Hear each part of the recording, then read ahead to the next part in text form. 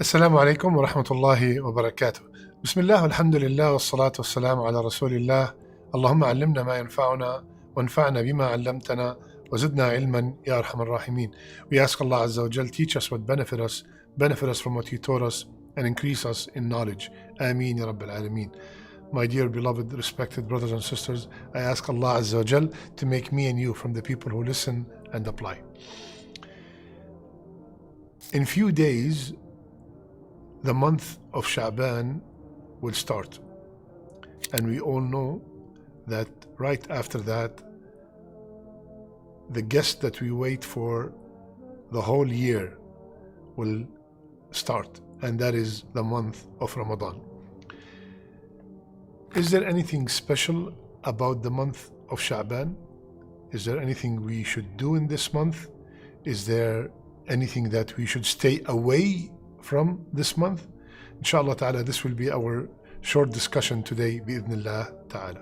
Usama bin Zayd radiyallahu anh, he said, Ya Rasulullah, I did not see you fasting in a month as much as I see you fasting in the month of Sha'ban. So Rasulullah sallallahu alaihi wasallam said about Sha'ban, he said, this is a month that people do not pay attention to. This is a month that people neglect, that comes between Rajab and Ramadan.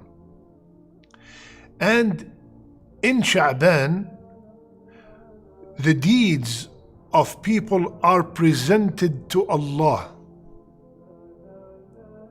And I would love my deeds, I'd love to be fasting when my deeds are being presented to Allah Azza wa Jal. So we have few things in this hadith. Number one, that Rasulullah sallallahu alaihi wasallam used to fast a lot. So if you're asking what is the most thing we should do in this month, fast. And we're going to have another hadith that supports that fasting in Sha'ban is a habit of Rasulullah sallallahu alaihi wasallam. Second, as if Rasulullah ﷺ is telling us, Ya believer, oh mu'min, Ya believer, many people are neglecting this month. You believer, make sure you do a lot of things in this month, a lot of a'mal in this month, a lot of ibadat in this month. Do not be from the ghafilin, do not be from the heedless ones, because this is a month that comes between a Muharram month, a sacred month, and the month of Ramadan. People are busy with things, so they neglect it. They do not do as much in it.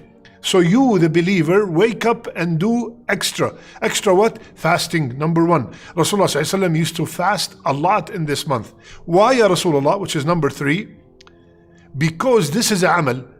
This is a month that the a'mal are presented to Allah. My brothers and sisters, the a'mal are presented to Allah daily, weekly, and yearly.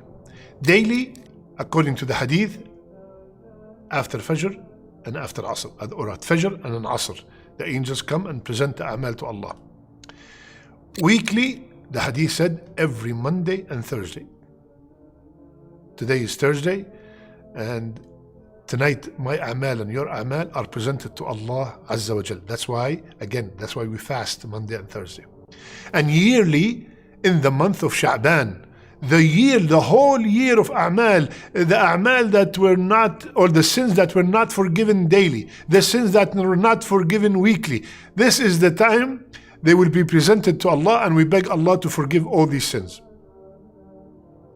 So Rasulullah ﷺ, it looks like in many hadith, he have said that I would love when the a'mal are presented for me to be fasting. So how much did he fast in the month of Sha'ban?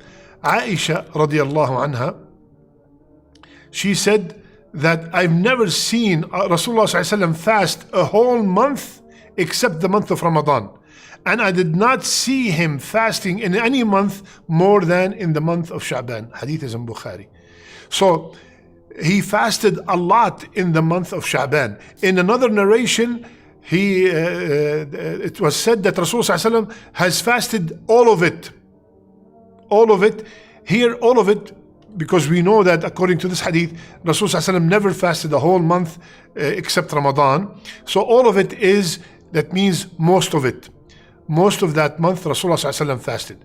So let's make an intention, and especially this year, Sha'ban is coming in a month that is the days are very short. Let's make a promise that, Ya Allah, I inshallah, if you kept me alive to witness the month of Sha'ban, I am going to fast Monday and Thursday, 3 more days, for extra fast than I usually do. Okay? Plus Sha'ban, because it's right before Ramadan, it makes a lot of sense to start training myself for this great month of Ramadan. If I go to Ramadan without any prior fasting since 11 months, if I go to Ramadan, I have not touched the Quran in 11 months, if I go to Ramadan and I've not performed Qiyam for 11 months, I'm going to be overwhelmed. And that's why many people, the first week, they get exhausted, tired, and they stop or they cut down. So I'm going to be different. I will start training myself, just like if I have a marathon, just like if I have a major test, I prepare myself. I don't go to the test without any preparation, just studying one night before. So similarly, I'm going to train my body for fasting, train my body for Qiyam, start reading the Quran as much as I can. As a matter of fact, they used to call the month of Sha'ban Shahr al-Qurra, the month of the people who read the Quran abundantly. It is a form of preparation for the month of Sha'ban and for the month of Ramadan. And especially, Akhwan, we all know, my brothers and sisters, that one of the most sincere acts of worship is fasting.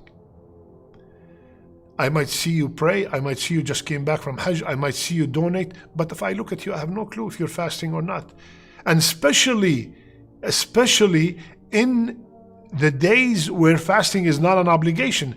Any fasting out of Ramadan is not an obligation unless you are making up the fast of Ramadan. So now fasting in Sha'ban is more rewarding because you don't have to fast. It's not a must.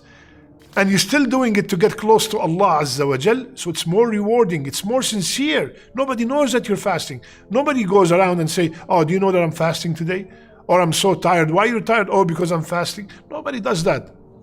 We're supposed to hide our ibadat as much as we can. Now, a very common question in this month. Is there anything special about the 15th of Sha'ban?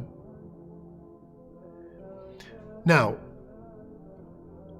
many scholars, the majority of scholars, said that most, if not all, the ahadith about the virtues of that night are either weak or fabricated.